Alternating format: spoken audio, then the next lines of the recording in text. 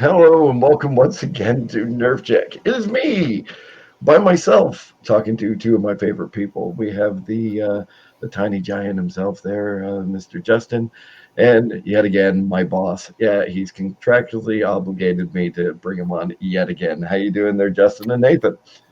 Wonderful. Oh, I'm fantastic today. So today we are going to pour a little salt on something. This will not be Def Leppard doing a little bit of sugar on things. This is definitely going to be salt. So preference ahead of time. Before we start any of this, let's talk about a couple of changes in the book that we unfortunately have not talked about before. Mostly because I'm an idiot and we should have talked about it on our last cast. However, let's talk about these things like wavered flank. This is a fantastic change. A wavered unit that is now engaged on a single flank may disengage by issuing a changing face order that may end and then move 1 inch away. Yada yada yada. It's a really good thing. It honestly is. I see problems still with this, like when you are engaged on two flanks, and now you still can't turn to face the one that you really don't want to. Unless you can fit. Because if you're up against a building, like the ability to change a face is nice. Yeah.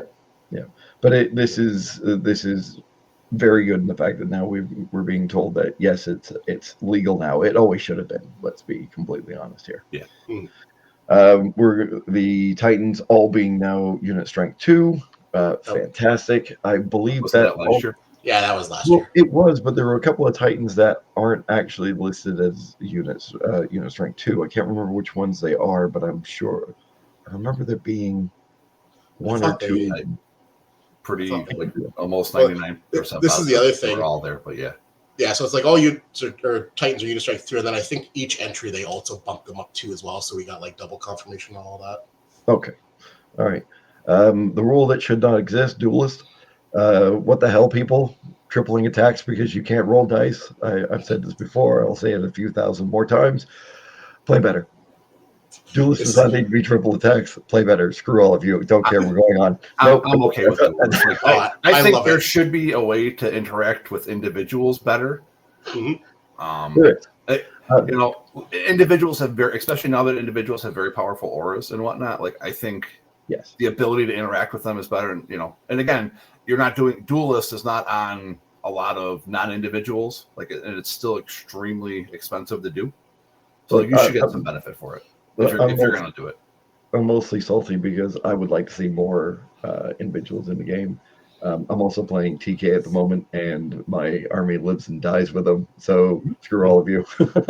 I mean, if you want more individuals, then you've probably got to change unit strength to fix that, right? Or make it so that the unit strength 1 heroes for 115 points aren't just so much better than an individual, unless the individual does like something game breaking. That's a design philosophy that maybe in 4th edition will get addressed. Like we're kind of, And we were trying to get there with command dice, so yeah. All right. Iron Resolve. The unit says. Sorry, I'm reading this verbatim. That was last time they changed that to work with the fiery bulwark and all that stuff. And Radiance of Life. It's just basically making sure you know exactly what Radiance of Life does actually touch. Yep. It's a little bit. It was a little bit confusing on the water elemental for the Trident Realm thing.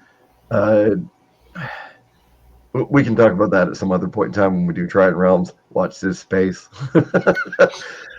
Let's go on to magical artifacts. The Aegis of the Elohai. Now gains Iron Resolve 1 special rule. So +1, yeah. +1. Which is what it always should have been. Yep. Yeah. Boosted levitation is just the change that they had made. Do I agree with it? Sort of. I'm still not a big fan of it, and I still think it's overcosted on those boots. The best thing that they did was the Blood of the Old King. I don't know how you exactly. I think maybe what they should have done was made it 15 to 20 points, and you get elite or vicious for 1 turn, not both. Because I think there still should probably be a downside on this sort of a thing. But that's just me being a nitpicking little bugger. So, no. very inspiring on the inspiring talisman. Don't And forget very, that one. yeah. If your It's not- unit already has inspiring, you get very inspiring. oh, okay. It's not listed on here. All right, fine. Yeah. Next page. If you Next page. scroll, Is it on the next page? Oh, I got to scroll down. Oh, screw that. have to use all your functions. No editing. Yeah. Icy Breath now gives the Frostbite rule. Blizzard gives the Frostbite rule. Alchemist Curse is now been increased. I still don't think Alchemist Curse needs to be increased after you change the boost of levitation. I completely understand why they did it. Unfortunately, we play in a game where the guy that plays the game is a massive dwarf nerd and just doesn't want to see dwarfs die. So I still think that's exactly what's going on with that sort of thing. Now let's get into what we should actually be here to talk about.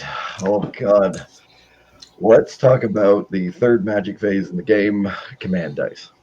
I'm a firefight player. I do like to play from time to time. It has been way too long since the last time we have all played firefight. This is absolutely true. However, I do like the game. I like command dice in that game. I think it works fantastically in that game. I think it works the way it should be intended. Command dice in general do have flaws, mostly because they haven't been tried and tested and trued and figured out, and this hasn't been 10 years of us doing this. However, this seems a little bit shoehorned. This seems a little bit that it's been forced into position to try and give Mantic its Mantic thing. I worry, and I believe we've said this before, that in adding 3 extra dice in a set of rules will take some of the people who just want to have a clean, simple game and go, why the hell are we adding in this extra thing?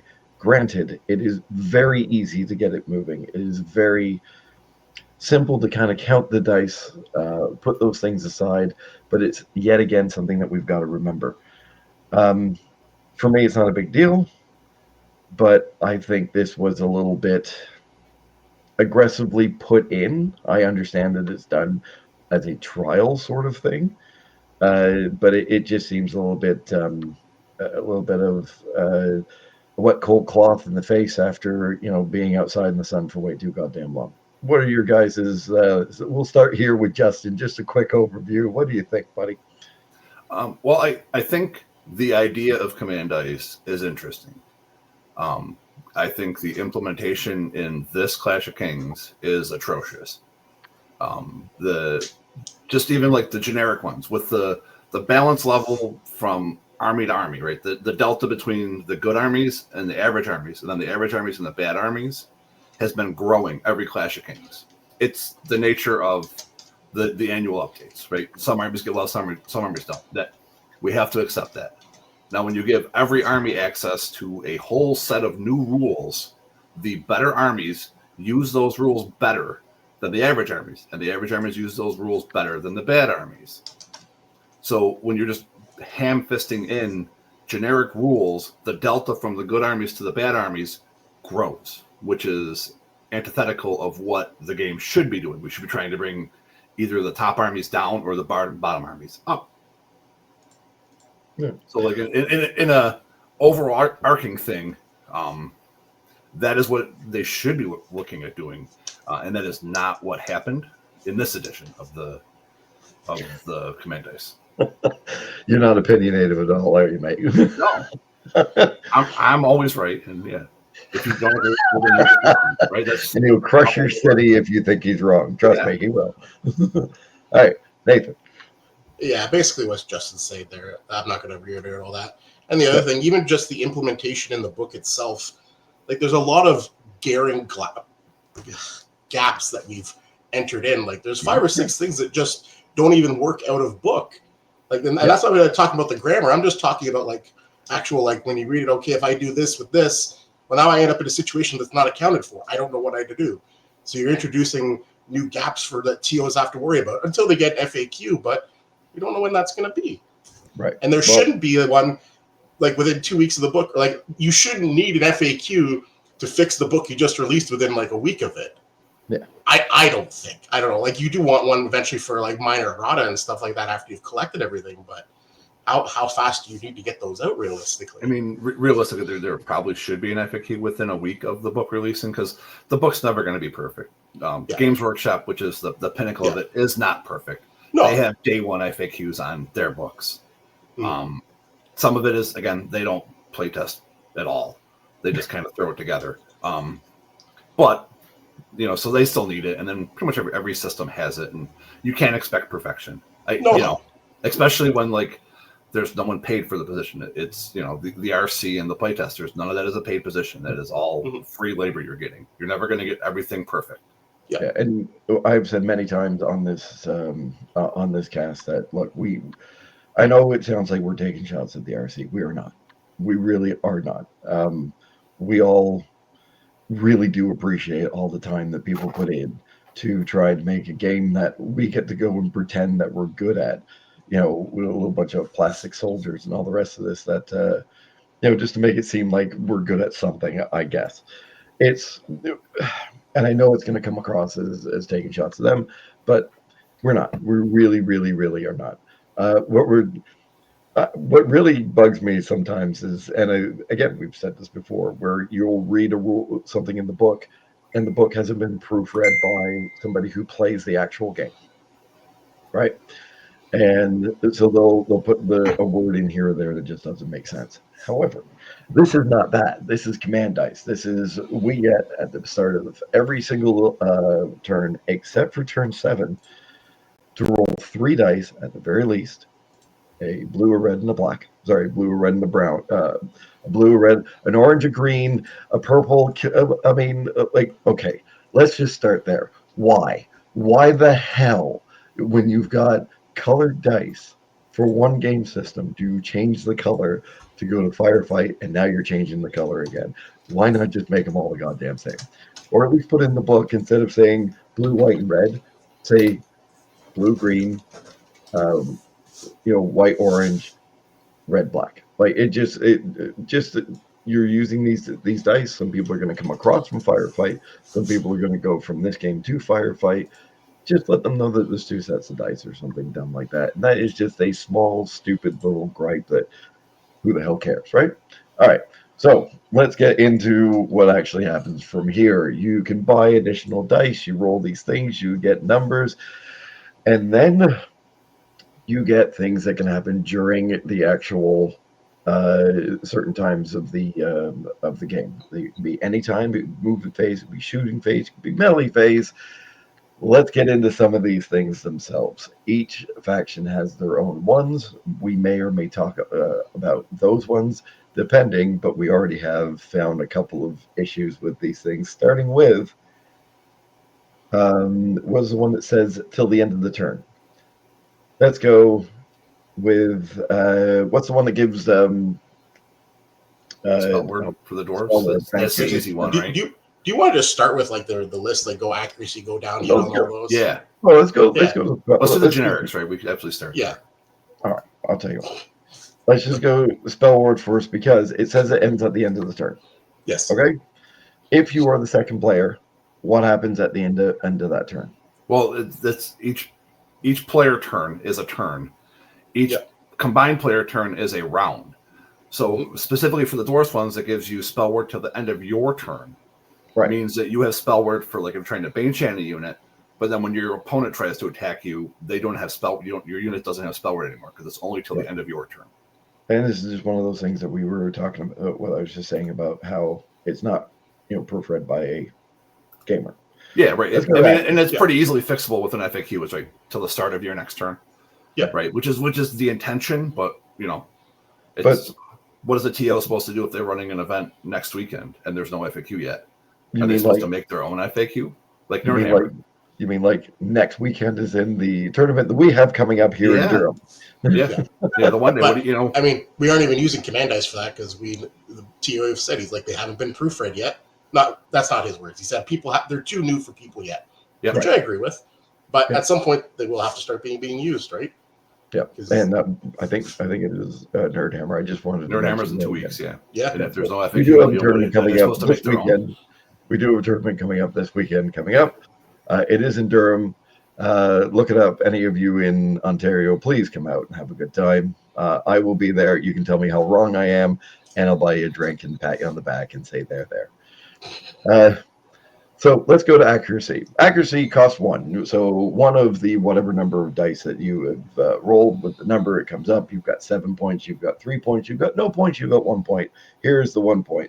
You can use at any point in time to re-roll a missed Rayleigh or ranged roll, and it's 1, and it's just 1 piece. It's actually not that bad. Range does include spells, as far as we know. So spells are range attacks. Yeah, Yep. So there you go. You can spend 1, do that. Great. Can't be used on the blast rule, but Celestial Restoration and what's Blizzard don't have blast. Nope, they don't. So keep doing what you were doing, guys. It just costs you 1 point a turn. It also makes the lightning bolt and the I guess Tome of Darkness and then the healing change less impactful, where you lose the 1 dice if you already have it. So it's heal, like specifically healing. If it's heal 3, it becomes heal 2 for 25 points. But you, for 1 command dice, get the free reroll, and then you can also have the Conjurer Staff. So that's another good use that again, most armies have access to one of the spells that they would use that are affected by the stuff going up. So that's a not broken use of it, but a good one, I guess. Mm-hmm. Yeah, even Northern Alliance could reroll rolls to heal against Frostbound or whatever the hell it is. Now get 3 rerolls. Does Blizzard have blast, or is it D3 like the Celestial D3. Restoration? Yeah. So the Ice Queen, if they wanted the Blizzard to give units frozen. Yep. Yeah. Is a thing. All right, let's go to strength. This is again cost 1. Whenever roll the damage, you may reroll 1 roll the damage. I actually quite like this. It's clean, it's simple, it's easy. No problems so far, right? Endurance. Cost 2 in the movement phase. This unit regains 1 point of damage that it previously suffered. Again, clean, easy, 2 points. I don't know why anybody would. This one is, to me, is one of the ones that sticks out as one of the generic ones that's very imbalanced. Because 1 wound on a defense 6 unit is very different than a 1 wound on a defense 4 unit. Yeah, this is true. So there maybe should be a points cost difference for what you're targeting, but now we're adding more special rules on top of special rules, which is already a problem this game has been suffering from the last couple of years. So I don't know. Right. We've got reposition, cost 3 in the movement phase when issuing a sidestep order. It may go at full speed. You may not make a ranged attack or that sort of thing this turn. Thank God you can't make a ranged attack. Can you imagine me playing elves and being able to do that? Jesus Christ, you'd all be in trouble. Well, yeah, but anything you're shooting at, mostly has nimble, so you can. I'm thinking maybe Silver Breeze specifically here, but you can just pivot 90, move and go, right? Because if you've been attacked in melee, you can't sidestep and then shoot anyways. Yeah, I think what this comes down to is helping people who are just out of position all the time. Yep, which you're taking skill out of the game for even rolling dice. Yep. Even units that are on a 40. Actually, I really like it for especially units on a 45 or any weird angle. You can still get that forward momentum, sidestepping to the right or whatever, but you're not losing from actually moving forward, whether you're going through terrain or whatever you're trying to avoid. Late game, it has some uses, right? But early game, all it does is just fix bad play, which I think, the game there should be some skill involved in the game. Well, yeah, and the problem is that people that are at a higher skill cap, much like Ray, John, your Adam Ballards, your whoever's, right? These people are all going to look at this thing and they're going to use it better. They're going to use it at the right time. They're going to be able to figure out a way of making you lose more because you've got this sort of thing. So it helps, but it also can hinder at the exact same time. And again, not all armies and units use these spells or these things efficiently. Like a speed 8 chaff unit uses it way better than a speed 5 infantry unit. That's true. So maybe there should be caps on how far you can move, be it a 5 or 6 inch range, so that even if you're speed 10, you can't move any faster than an infantry, to maybe encourage some people to take more infantry, which is another problem the game has. Yeah. All right, we'll go with tactical retreat. It's the same sort of thing. You can just back up and do this again. Thank God you can't shoot because I'll tell you again, elf players. I mean, we're getting smacked around enough as it is, but that time where you just got to go, haha, screw you, and then all of a sudden you're away, and that's it. Let us go with channel power again. Cost 3 in the shooting phase. Increase the end value of a non-unique spell by +1 until the end of the turn. Make salute playable. Very good. I like this. Yeah. I'm Sorry, a big can you fan of this say one. Make salute loot of Oh, the looted thing. Yeah, yeah. yeah, the Bane Chant one. Sorry, you paused out for a minute. But Oh, I'm sorry. No, it might be me. It might be whatever. Flower spell, adding 3 inches to a spell on non-unique spells. Do we really need 27-inch lightning bolts? Do we really need 21-inch enthrall on the units that the two armies, mainly the Twilight Kin and the Night Stalkers, Yeah.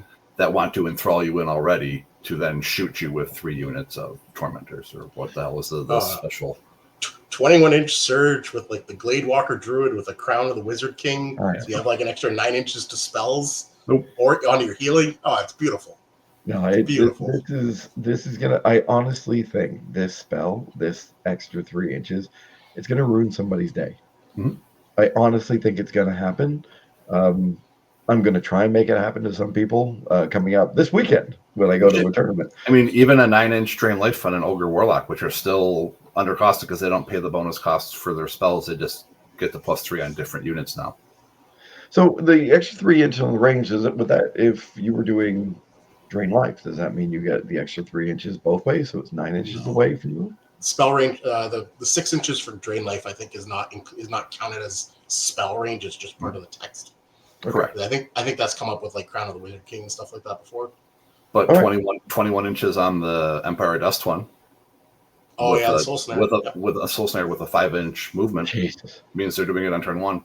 Yep. Unless if you deploy off of a line, which again, if you don't play with it a lot and play against that army specifically to look at it, you don't know these things until it happens to you. And then it's You just see, I didn't even think of that. God damn it. Stubborn. Cost 5 in the movement phase. This is the one that people have talked about this on other podcasts and that where you lose the wavered status, you remain disordered, but you cannot order or you a charge or counter charge. Also means that you can't shoot because you're disordered. That all it does do is, Jesus Christ, this thing in front of me that I really didn't need it here is now going to move to the X side or X side. And I'm pretty sure rules is written you have to do this before you roll a headstrong, because you do headstrong as you issue the movement order. It says movement. It doesn't say what No, part. so- Right, but you have to roll all relevant dice before. Well, so I think what would happen is you would fail your headstrong. You go, okay, I'm still wavered, and then I'm still in my movement phase. I'm just going to unwaver them because you can do it at any point during your movement phase. Right, but you have to do it before you roll any relevant dice for that unit. Right, Fair. so like, that's what the same thing like the rerolls to hit, rerolls to wounds, another one we're going to come up to. So you have to declare these before you roll any relevant dice. So you would have to do this before you rolled headstrong, right? Mm-hmm. I think. Well, I'm assuming there's going to be an FAQ. We're up in here. Yeah. This is the one I didn't like, and then Ray talked me down off the ledge. Idiot, but why talk me down off of anywhere? 6, if you're in the melee phase, you don't like what happened with your result, you can restart basically. You have to pay for it before you roll dice. The rules is written. You have to pay for it before you roll dice. Yeah. It's not like the Wreck Wreck and Hero where you get to look at your dice before you reroll. Yeah. All right. Well, in which case that makes me feel a little bit better. Like if you really want that one unit to not do this or not do this, like one of my, it's a pet peeve of mine, being able to playing with Ensnare and people with Elite. My God, being able to re-roll those 7 ones that come up, and as I'm cheering that you're not going to do anything. Okay, so this would have to be rolled. As far as we can tell, we are not rules committee. This would have to be rolled before you actually start that combat. Correct. You have to spend the 6. But again, if you have a combat that you have to high roll to break a unit, might be the thing you do it, right? Or if it's your most important combat, I don't even need to not high roll. I just need to not low roll. Yeah. You pay your 6 points in hopefully mitigate that chance. Yeah, because you don't have to re-roll the first set. You said it's a may ability, not a have to. Yeah. Yep. It's a may, not a must. All right. Well, look, we could go through each one line by line, but let me just kind of take the reins off a little bit here. Nathan, are you ready? I don't know. We're gonna find out. I mean, are we? Data. No. Are we going right to faction orders, or do we want to go about like who actually can take command dice, who got the most options, and all stuff like that? I think the natural thing is which armies get the ability to take more command dice, and what units. What some armies have that units that can get command dice that isn't consistent across the board. Yep. I think that's a good caveat to go to next. I think we're already talking about this, so let's start there. I know you and Nathan probably have this all written down at some point in time. So, who got the least amount of command dice out of all of this? It's a sad day to be green. Order of the Green Lady has a total of 6 options for command dice, 2 of them being locked behind special characters.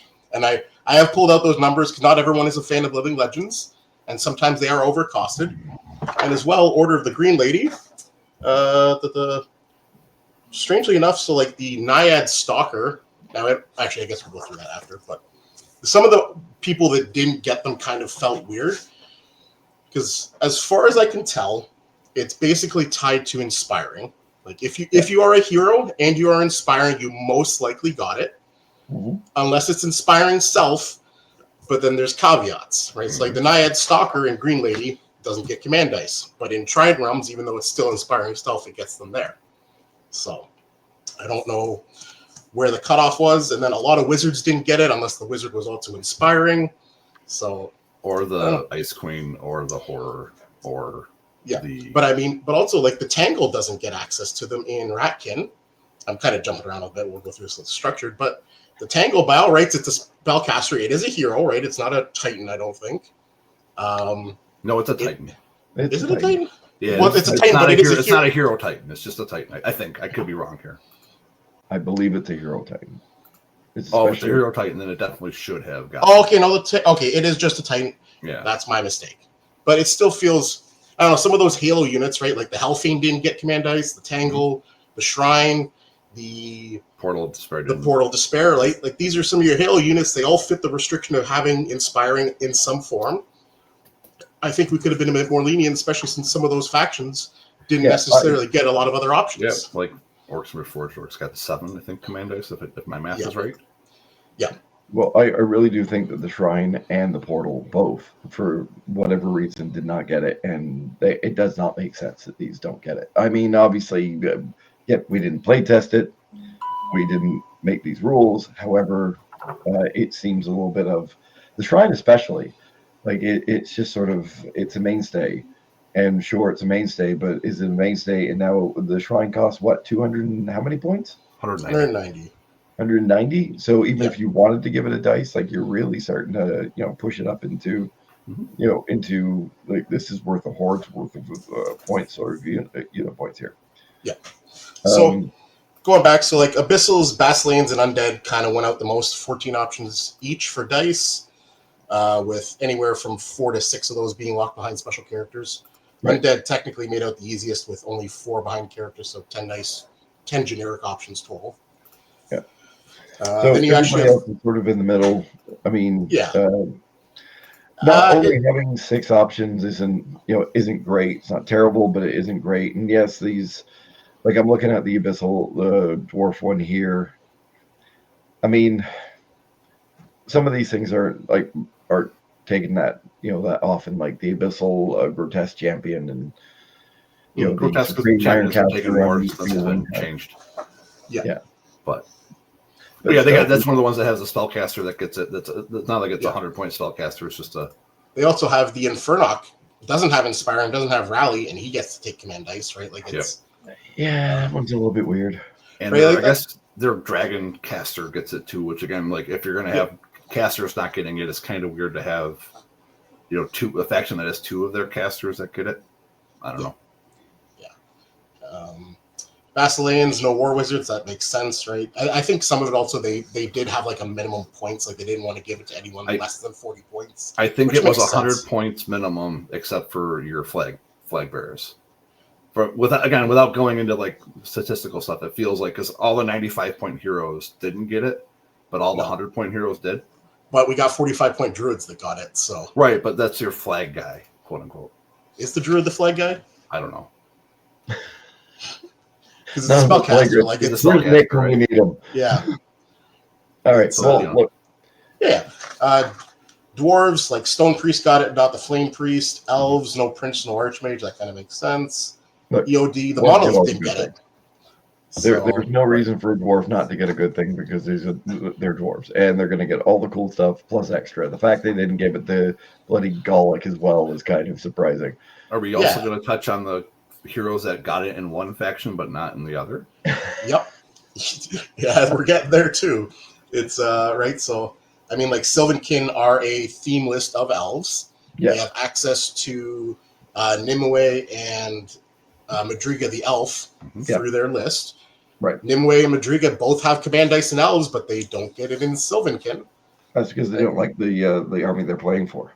Well, probably not. I mean, I don't like Nimue as it is, but I mean, if you want to make her cost more points, so I actually have to go kill her, I guess. Like Nimue why do you not like her? Nimue is amazing.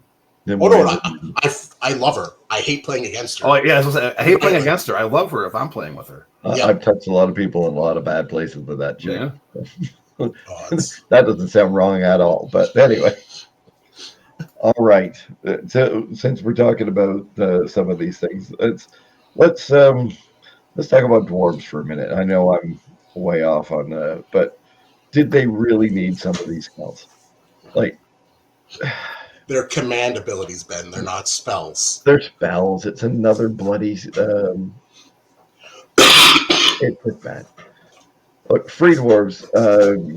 During the getting regeneration, sure you can't take it on guys that are Def 6, but Def 5 is bad enough, and these things never go any bloody where. Sure-footed.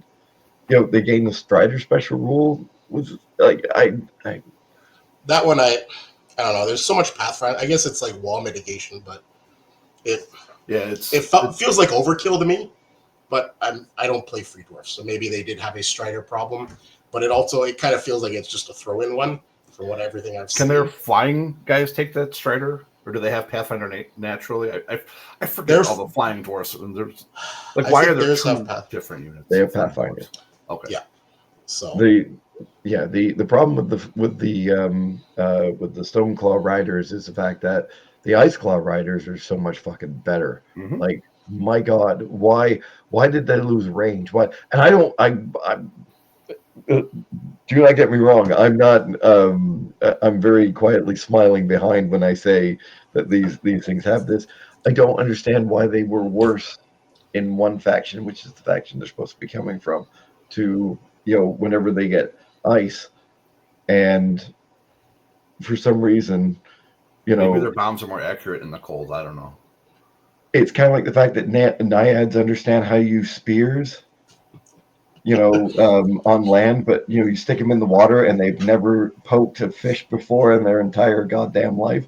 Like, why don't I have that phalanx option? It's because they're trident realms, Ben, not spear realms. Get with it. Gotcha. So as Aquaman, apparently his trident has 5 points. Anyway,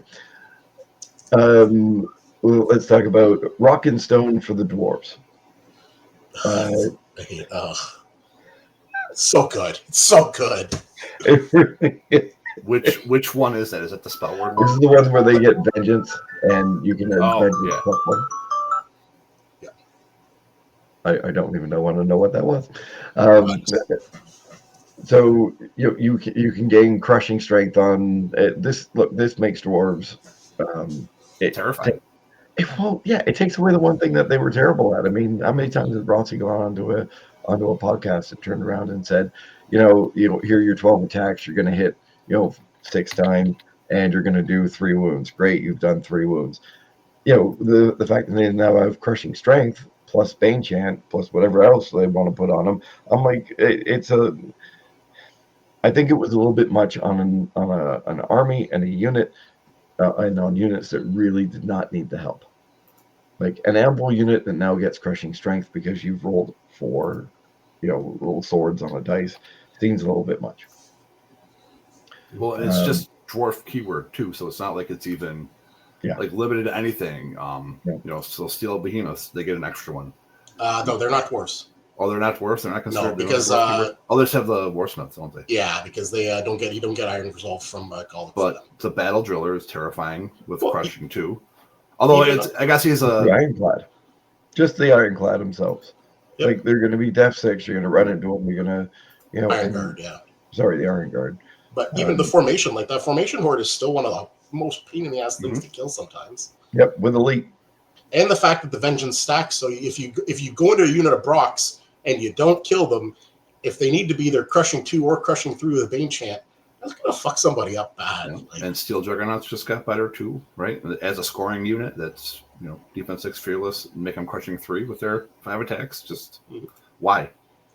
Well, they on large beasts. Yeah, because he always had the biggest problem. But after he lost the Thunderous 2, he sticks there. But at melee 3 crush 2, he can now dig out, which is not what, as the opponent, you don't want to see that. Yep. No, you want to be able to crush somebody, lock somebody down and go, well, thank God I was able to take care of that. Not yet again have an out for everything that possibly can happen.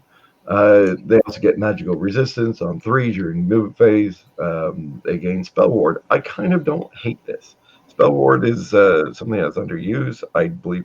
Again, playing Twilight Kit, I'm a guy that should be like, no, don't be able to do the thing that I really want to be able to do to you. But, it kind of makes sense for dwarves. So 2 things to say. 1, it's till the end of their turn, so that their opponent still gets to shoot their spells at it. And with dwarves, they have this thing called throwing mastiffs. And one of the ways to not get hit by throwing mastiffs, to mitigate that, is to kill the dwarves before they get into that range. So when they've gotten ordered march, and then now they're anti-shooting and their defense 6, it makes these throwing mastiffs that you can't interact with anyway. Spell Ward doesn't affect them, stealthy doesn't affect them, cover doesn't affect them, nothing affects them other than being wavered or dead. Like it just makes one of the things that dwarfs already excel at just infinitely better. For 3 command dice, so you can do it on 2 separate units, right? If I'm not mistaken, it's 2 units, right, for the Spell Ward. Yeah. All right, let's quickly go through a couple of these because we're kind of broaching in and off topics here, mostly because there are certain things that we love and there are certain things that we hate. So just on the spell itself, Diabolical Favor costs 4 on the Abyssal Dwarves. We got the melee, infantry, and heavy infantry gain elite for this turn. Great thing. No-nos, fantastic. I'm weird on this one because the Infernoc already has an aura of elite melee infantry. You have to pay for it, but it's also just always up. And then it's not heavy infantry, but that's your only heavy infantry. I think in the army is gargoyles. I'm sorry, orcs. Oh, sorry.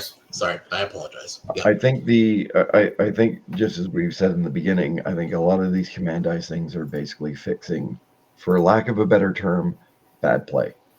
Like, I really should have had this guy over on the other side, or he's dead, or you are unfortunate enough to stop and just be just out of that 6 inches or something like that. Well, also giving a unit elite and then vicious, which the Abyssal Dwarfs have almost across the board on their infantry, is effectively giving them +1 to hit. Yep. Yeah, but on top of that, look, on top of that, it's also giving them +1 to their clock time, and I'm all okay with that. I have no qualms in not winning on clock. I don't think the clock's going to be an issue with these. I think they're pretty straightforward. Once I don't know. I think you're going to spend less time thinking about it once you play a few more games. But I think you're absolutely right. I think the more that you play with these things, the better things come across. Abyssal Mutations, again, in the movement phase, unit with the regeneration special rule may reroll all of the fail rolls for their regeneration. Now, again, the way these are written, does that mean that I have to go, okay, it's beginning of my movement phase, this unit, I'm going to re-roll all of its regeneration bullshit? Yep. So exactly what we were kind of getting away from with like getting rid of the Orc Skull Pole or changing that you could do it after damage and all the things that had feel bads that we've gotten rid of, we've then reintroduced. Yeah. Let's go on even with the Wild Charge D3, like it went from, you had to roll it after you issued the order, so it was maybe, and then, I don't know. But yeah, like your mortal guards and your what is it? Your grotesques. Yeah. You kind of have to do it before you reroll.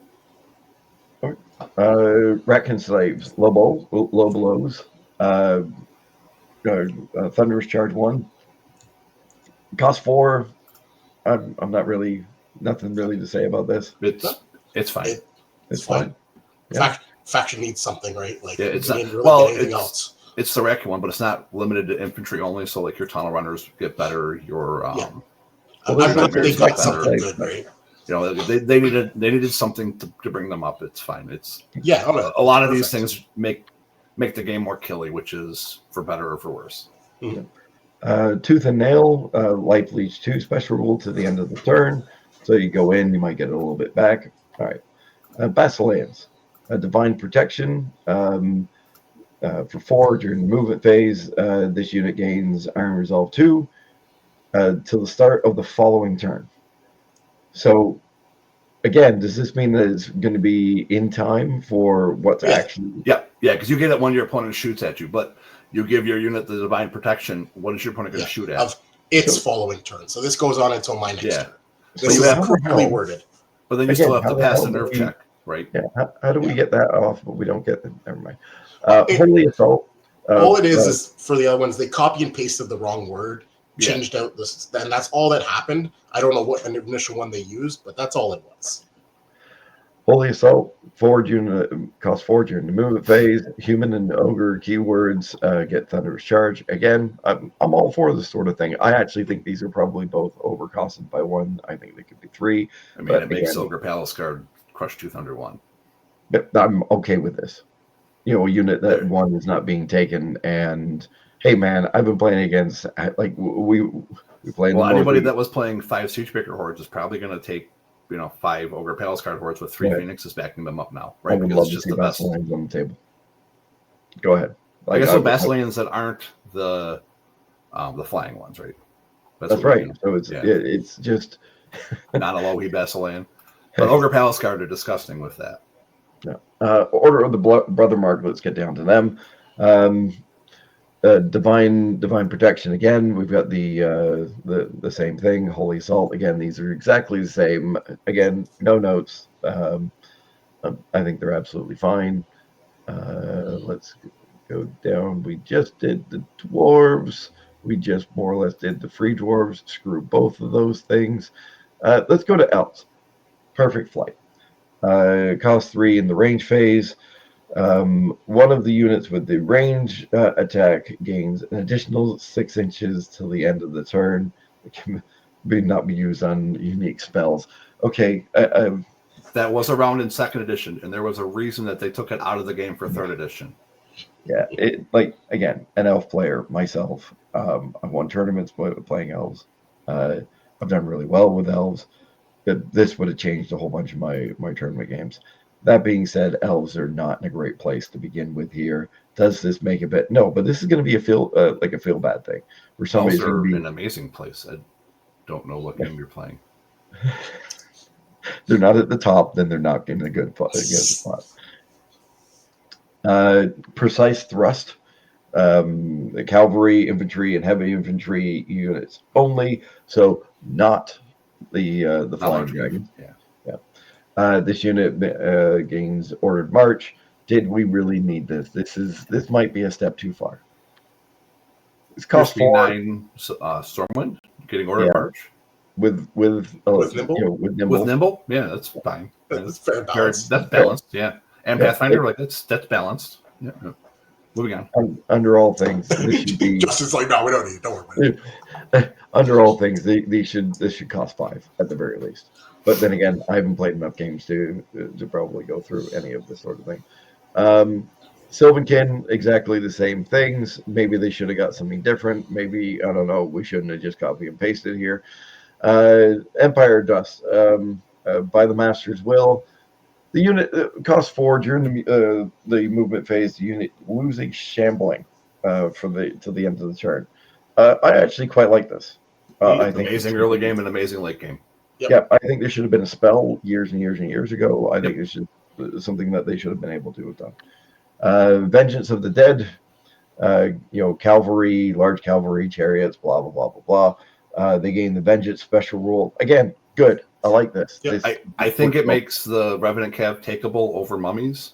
Yep. Because they're similarly costed, but the mummies are just crushing 2. Yep. So I think this makes play for Revenant Cav. Or even your chariot legions, right? This way you can give it the crushing strength on the counterattack, because after it gets hit, it loses its right there. I thunderous. forget their chariots. Yeah. Right? Like I think it's quite well good for them. So. Yep, I think it's good for them. Yep. We go down to Force of Nature. This is where we kind of go, did they obviously this was kind of shoehorned in my opinion, I should say. We have by the Master's Will, you lose the shambling ability. Was this even like, no, I get the idea, but sure. I mean, Greater Heirs got their attack back, so their extra attack back, so like it's still amazing on those guys.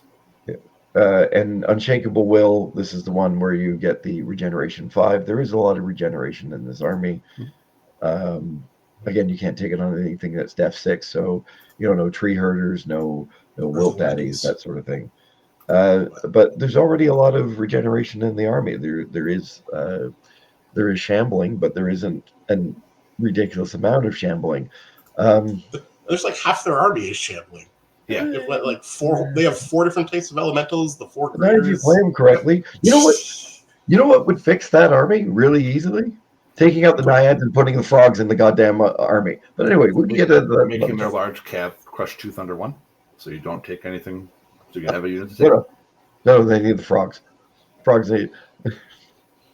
Never mind. I need a shirt. Let's go to the herd. Run them down. Cost 4 in the movement phase, large infantry, large cavalry, chariots, basically the entire goddamn army gets a ferocious charge. So this is on a clean charge, you get +1 to hit. I don't mind this. Well, not in hordes, it's only regiments. Hordes or legions, only regiments or troops. Yeah, only regiments or troops. So the chariots, like a regiment that's a stampede, it's amazing. They're anything that's in a horde, though, like their large cav, it's kind of like you got to take it in regiments, and then you got that awkward 120 by 40 base size to deal with, and I don't know. Yeah. All right. Well, it's like maybe it's something. It's not nothing. Yeah, it's something. And then Unshakable Will on these guys as well. Again, def 5 and under, you get regeneration for the turn. They're okay for the herd isn't overly played. I think people that play the herd will be okay with these sorts of things. I think they probably could have pushed Unshakable Will further, done something different there. See, I think they should have gotten the +1 to crush on the counterattack. I think that would have made sense with the herd. Like it kind of does, right? Sounds like something they'd be into. Like I don't want to take away the Furious Charge. Like I think it's great they get the +1 to hit, but it also feels like a bit of like non-bow with the faction, because you only get the +1 to hit if you're not using Strider or Pathfinder, which is the special rule your entire faction. Like I know you're wanting to use that for movement, but there's also times where you're wanting to stick in terrain and charge out, and you're just not going to get to use Furious Charge because you're playing your army the way it was designed. And I know clean charges happen and it'll come up at one point at a time, but it just feels weird to me inherently. But Vengeance would have been better too, because almost all of their units have Thunderous Charge and not Crushing Strength. Right. So having Crushing Strength when you use your Pathfinder Strider, and then having Vengeance when you countercharge, like it just feels like that would be more natural for the unit. Yep. Yeah. Maybe in playtesting, all the playtesting that got done for this, it was found to be way too powerful for that army, and they just couldn't do that. They had to, I mean, what you mean? It's still only 1 per turn. Like it's a horde of Spearwalkers, right? Like it's. I don't think a regiment of Spearwalkers, not even a horde. But no. But I mean, if we had given them the Vengeance one, right? Yep. You could. Even a horde of Spearwalkers with Crushing one. Ah, shucks. This Berserker infantry unit. Yes. Yeah. It's defense. Oh darn! We see more infantry in the game. Right. Let's go down to the Green Lady. We've got by the Master's Will. Again, loses the shambling ability, and Unshakable Will. You get the regeneration. I don't think they should have gotten this regenerate. I think this is a step too far with what we've got for, like, none of the. It's Green Lady. Like, do we really want every one of their cav units being able to regenerate? Like, they're hard enough to take out. That's the other thing. It just kind of feels like, doesn't already half their list have, like, this is one of those ones where literally half their list has regeneration, doesn't it? Yeah, Green Lady shouldn't have gotten anything. Nothing. They don't need a damn thing. So I don't know what they would have given them instead, but it just kind of feels boring, right? Like I'm finding some of the factions are getting, oh, this feels really cool for this, and then, I don't know, right? Like even the shambling one for them, they have what, water elementals, and do they get airs or earths? I think they get earth elementals. So what, they have 4 units with shambling? Maybe. Yeah, maybe no one's taking. Maybe you take regiments of the waters as like a thick chaff, but like, maybe you take one now as a. But so. Yeah. I mean, it's great for the greater water elemental losing shambling for a turn, right? Being able to, I guess, move up farther. I guess. I don't play the who's taking a faction. greater water elemental? All right. It's like the worst greater. Let's. Yeah, with all the regen it has, like the Radiance of Life for stuff, like it's not a bad. But again, if it's behind your lines, you probably don't need the extra speed to late game. So I don't know. Yeah. Let's just move on here to goblins. And I'm surprised you two haven't been tearing this crap apart up to this point in time. We're getting into the green skins. I'm hoping they get spacey sometime. I'm trying, but you keep moving me along. Yeah, you also forgot Forces of the Abyss. Did I? Well, yeah, because they're at the very top of the book. We'll hit them after. Oh, we'll hit them after. Okay, cool. We didn't do Trine Realms either, so. We didn't do Trine Realms either. I wonder why we passed by those. Well, hey, you got stealth buffed in this thing, so you don't even get to say. Well, they got the buff they should have gotten in the spring, right? Realistically. Let's go on to goblins. All right, we got Silent Feet. They gain stealthy till the end of the turn. Sure. Cost 4. Nothing, right? Yep. Tooth and Nail, Life Leech 2. I get it, and I don't get it at the same time. But again, I think this is them. I think this is kind of one of those like controlled, because no one really likes playing against goblins, or at least like whenever I hear like the high level players that play goblins, they don't play them in their local meta because it's not a fun list to play against for whatever reason, right? Like that's always the complaint that I hear, at least the way goblins build right now. And these just feel like very safe bets. They're not going to tip anything over anywhere. It's just going to make it more annoying, but it's not going to be like, oh, all of a sudden my unit blows you out of the water kind of thing. Well, they could have done something for like the melee goblins, like the Luggets. The Luggets, even like the Mincer Mobs. Like I know Mincer Mobs are in that scary position, but they A, don't unlock, and B, they're only defense 4 in the flanks. So like they're one of the more balanced like chariot units. Like that, Life Leech 2 is okay on that unit, but like it's not game breaking. And like anything that makes goblins take less shooting to me is the way the list should be pushed. Right. Yeah. And none of these changes do that. This Life Leech 2 bullshit is it's 2 extra wounds back. Big deal. You're still going to die on the next turn. It's not going to be enough. Life Leech 2 on defense 6 is different than Life Leech 2 on defense 4, right? As well. Mm-hmm. Yeah, but if you're playing goblins, anyway. We're going to go to halflings here. Silent Feet. All non-titans can gain stealthy again. Not terrible, not great, not terrible. I mean, as on a spell word or faction, stealthy and spell word kind of does make you safe against both things because it gets you in that happy area. It's kind of the thing that people wanted to take away, and that's why we had the changes in the last book. But let's put it all back again. Yeah, I mean, stealthy and spell word army wide was broken. And that's kind of been introduced again on some units here. I was gonna say, like we had problems where like we got rid of the banner, and then we've reintroduced a command rule to certain armies. Now you can have 2 more spell word. Like it just it feels like we worked a half step back. And I know it's not as prevalent as an aura of 6-inch spell ward and yada yada yada, but it's still, I don't know, it just feels weird. But again, it says Silent Feet, and it says to the end of the turn. Yeah. Yep. Not the start of your next turn. Yep. So I do my movement. Now I'm stealthy. Now it's in your turn, and oh crap, you shoot me. Yep. Mm-hmm. So great, 4 points. We've got the low blows here for the Thunder's Charge. I actually quite like this one for them. Fine. Yeah. There's nothing worse than getting hit in the balls by a halfling. Trust me, it's terrible. Let's go on to Kingdoms of Men. Run them down. Cost 4 in the movement phase. Large infantry, large cavalry, chariots, swarms. Apparently everything but Titans. Furious Charge to the end of the Troops turn. and regiments only. Yeah, it's exactly. You can't take the horde of Beast Cave. You can't take a horde of Foot Guard. It's troops and regiments only. Like you're going to do some damage. You're going to hit a few extra times. It's Kingdoms of Men. How bad they can be, John. I mean, Precise Threat. Again, cost 4.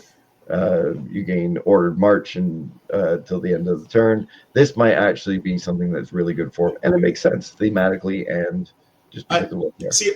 I don't know. Like, right, dwarves have ordered march just base. All of what Varangur and Northern Alliance get it through the Bannermen.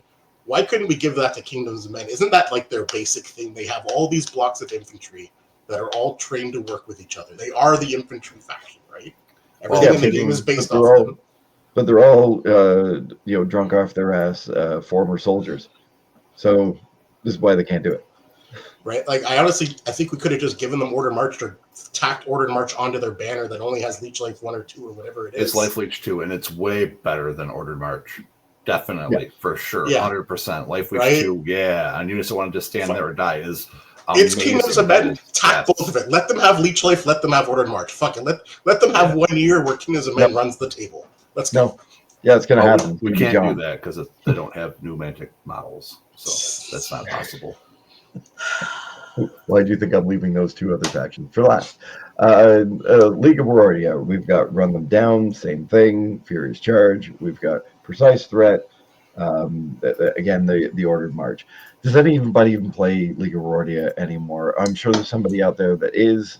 I'm sure there's a guy in our meta that's painting them that will not get them painted before 4th edition when the army goes away. Look, he is still, those saddles are really hard to finish. Really hard. One day. Look, my standard rule when painting armies, cavalry count as 3 models. You have 1 for the rider and 2 for the horses. I don't care what anyone says. And 4 to go. Exactly. Let's go on to Night Stalkers here. We've got Run Them Down again. It's a Furious Charge. This actually might, I can see people using this with the Tormentors and that sort of thing. Well, you have Soul Flayers, which have 12 attacks and fly. In a regiment. In a regiment. It's you good have Doppelgangers, which can steal their opponents. You have Reapers, which are 15 attack troops in 20 attack regiments. Yeah. And then you have the Tormentors, which again, they're 12 attack flying troops. Yeah. If Doppelgangers get to hit like an Orc Horde on melee 3, steal their attacks, and then Furious Charge, oh, fuck. You're just going to demo anything they touch. I mean, but yeah, Soul Flayers hitting on 2s with Crush 1, Thunder 1 for their 12 attacks, or probably most likely 24 attacks because they're in the flank. Yep. That's fair and balanced. Fair balance. Yeah. We've got magical resistance here. It costs 3 in the movement phase. Spell ward again to the end of turn. This is something that they took away from the faction and now decided to give it back to them. Yeah, they gave it back to the Horde Rift Weavers last year, and then you can give it to 2 other units. Yeah. Woohoo. We have now got down to Northern Alliance. We've got Northern Winds. Mr.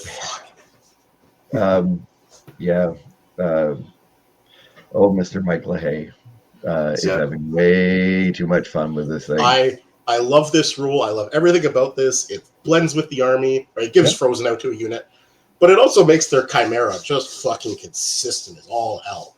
He can now go off on flanks. I know he was already doing that, but now he doesn't need the Frozen from anybody else. Yeah. He's going to do it all himself. He's a big boy, right? Is Mike putting on his Ice Blade, perchance? His flying Ice Blade? That seemed the more abusable one because it's... Oh, it is. Like early turn, but I mean, late turn still, like the Chimera coming in for flank. But yeah, the Ice Blade, turn 1 or 2, running 20 inches into your line with wings, and all of a sudden it's in a spot you can't get because individuals can kind of get to those weird angles. Yep. And your entire front line is frozen. You've lost 2 inches off your charge. I hope you plan for that. If not, get fucked.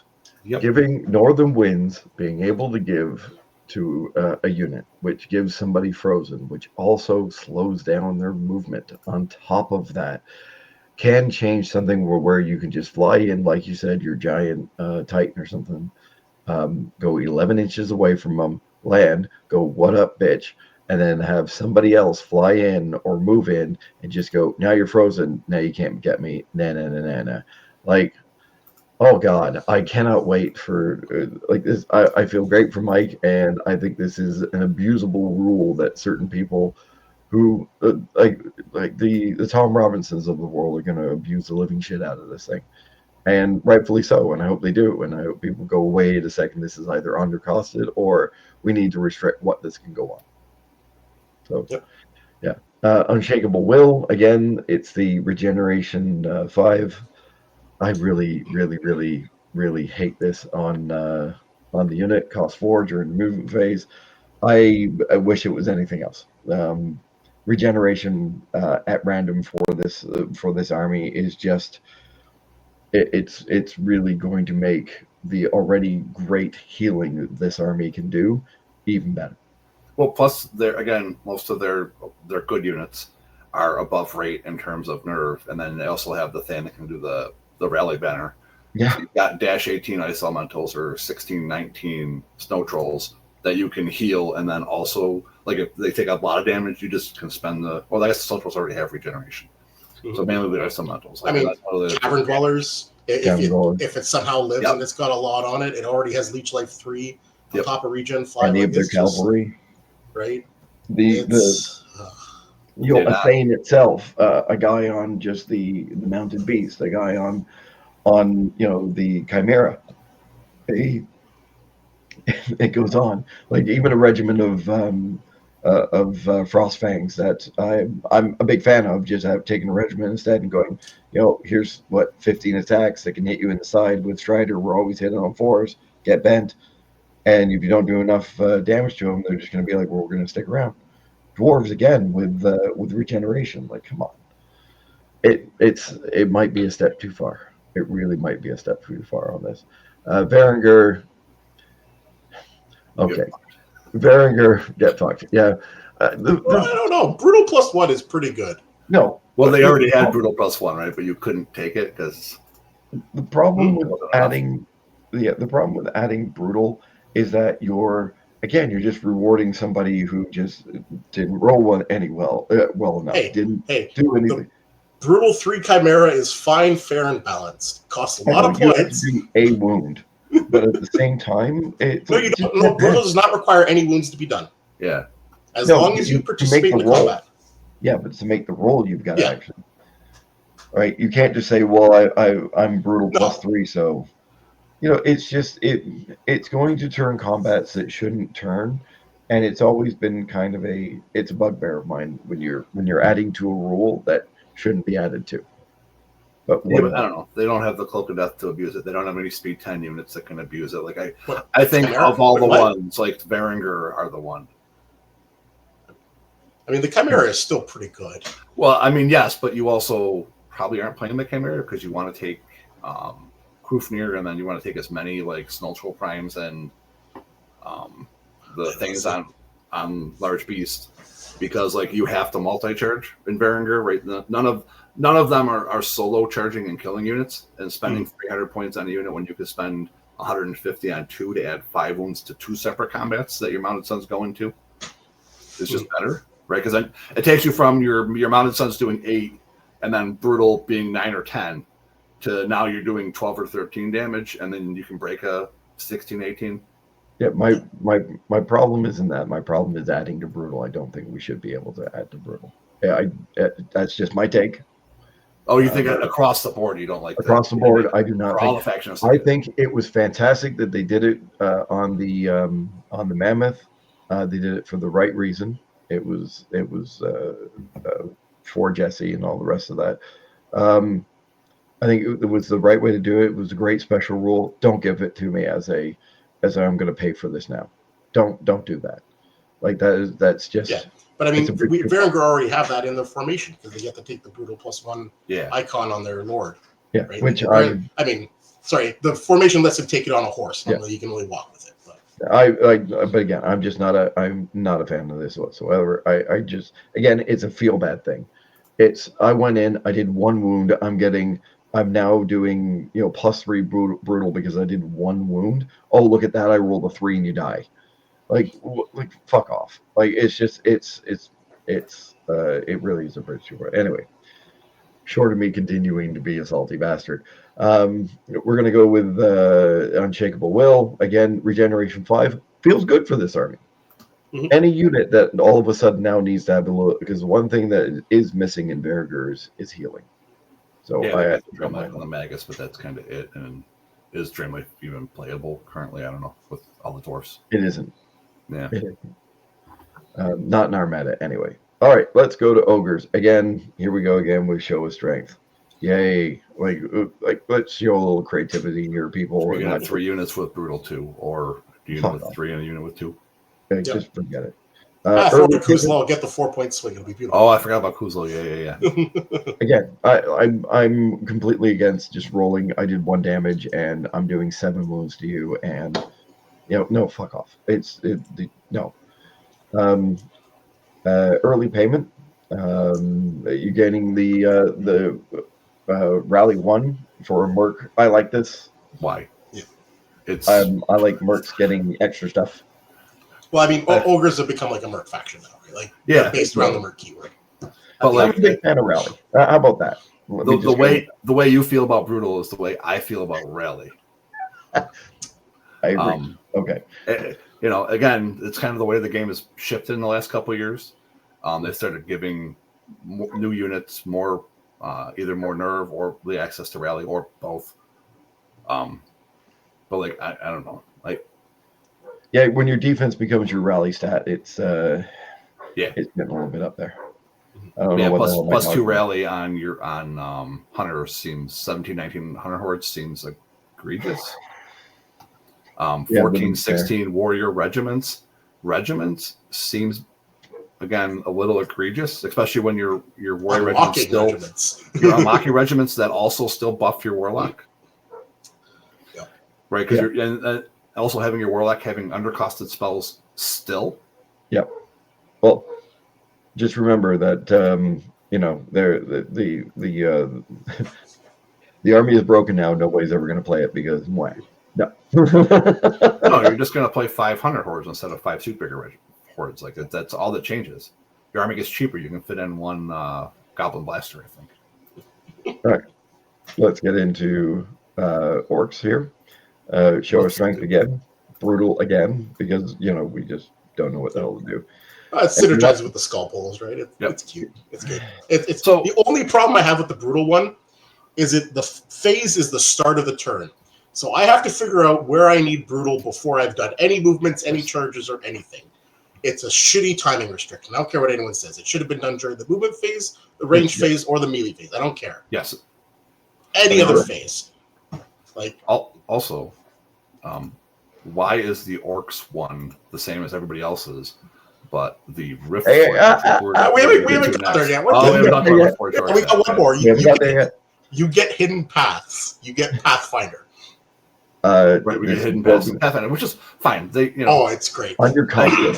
I wish it was usable on more than 1 unit. I think for an army that has to focus so much on their infantry to be able to, especially now that we lost Jesse Boots, or not Jesse Boots, we lost the Pathfinder item, to be able to have that on 2 units. Just again, Pathfinder is not as good as Strider, especially as big of a horde base as orcs have.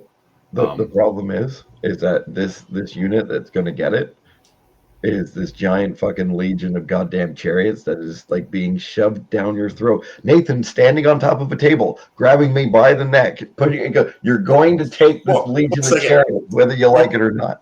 Orcs kind of get shafted on the fight wagon because it doesn't unlock in orcs unless they change that this round. It is. I don't know. Still does not unlock it.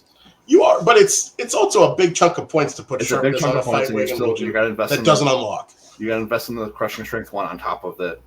Yeah. It's still got that big butt, so it's very easily flankable once it gets. It's very good. There. Don't get me wrong, giving it Pathfinder is even better. Hitting on 2s with it is just obnoxious. It's only fearless 23 with the drums. 22. Yeah, but when you flank it, it's It doesn't die. It does not die. It lives forever. Oh, it's Highlander. It does not die.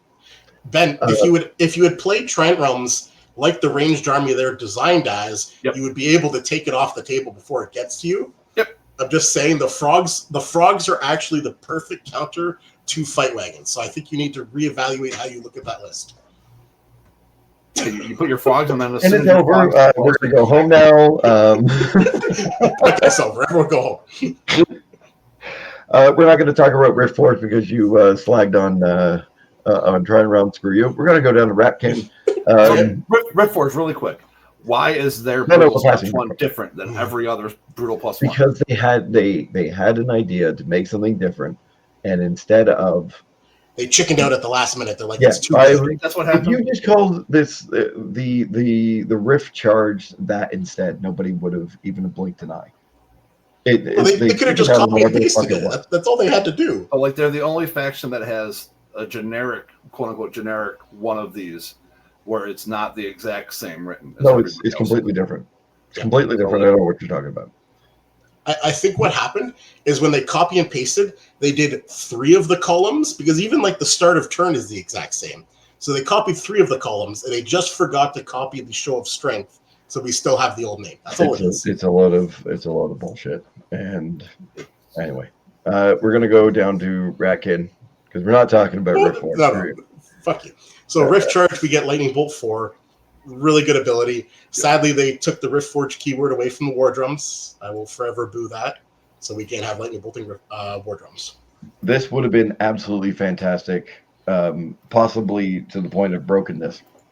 If your drums could just, play a groovy beat, man, and lightning bolt the living shit out of things. But it's like so you have thematic. so many units that like getting a unit to shoot lightning bolt is not hard.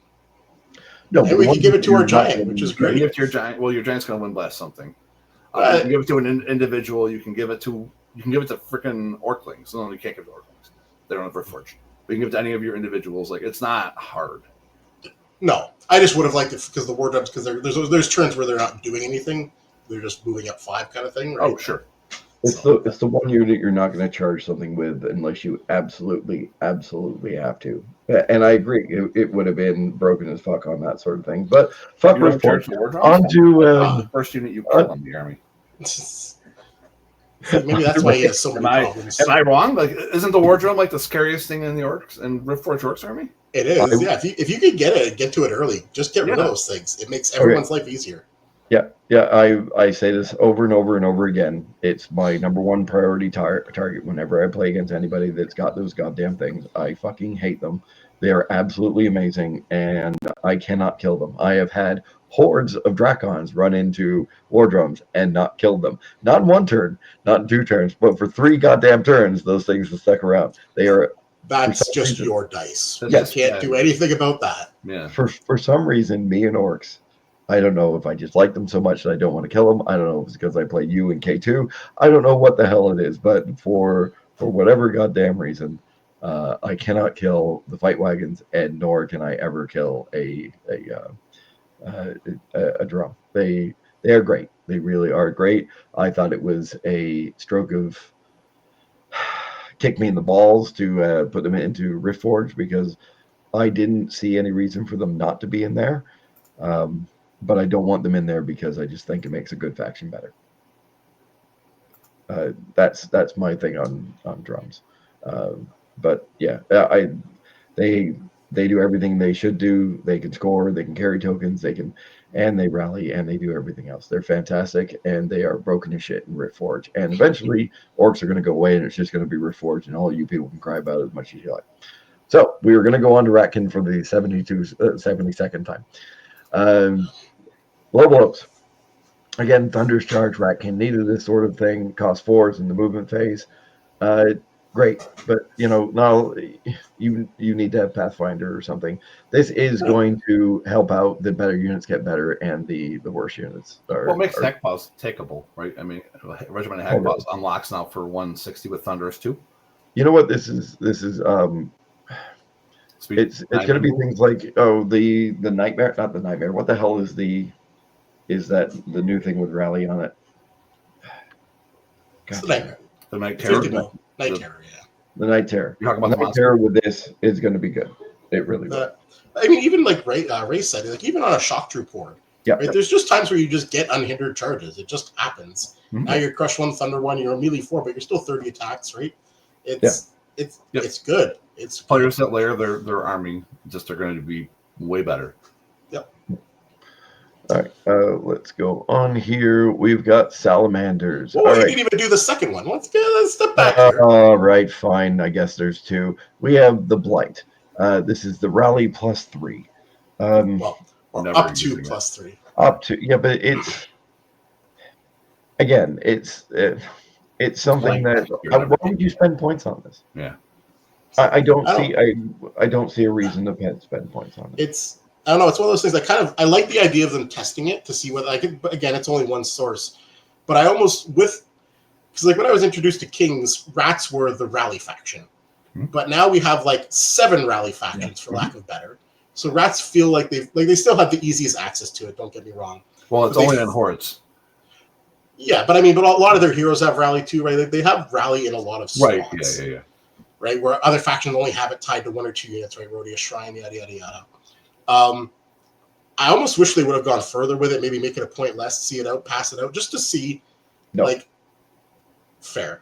But I would almost like to see rats just have that as like a standard somehow. Don't get me wrong. I'm not talking about balanced things right now, but just letting rats go that little step further because they are the rally faction, but they're playing in the same space as every other rally faction aside from the amount of units they have in rally.